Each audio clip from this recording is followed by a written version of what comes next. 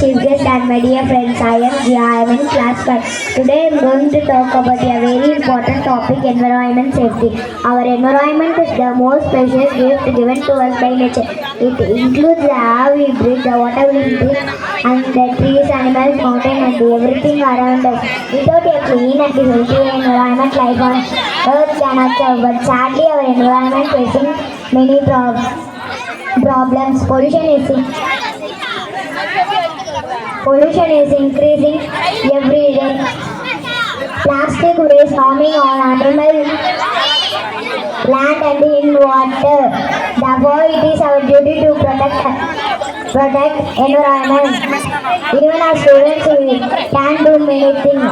Plant more trees and take care of them.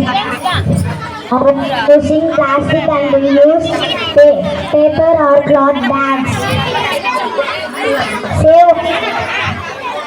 Save water by closing tap. Please save electricity by switching off fans light when not needed. Spread awareness by telling our friends and family about protecting nature. Let us all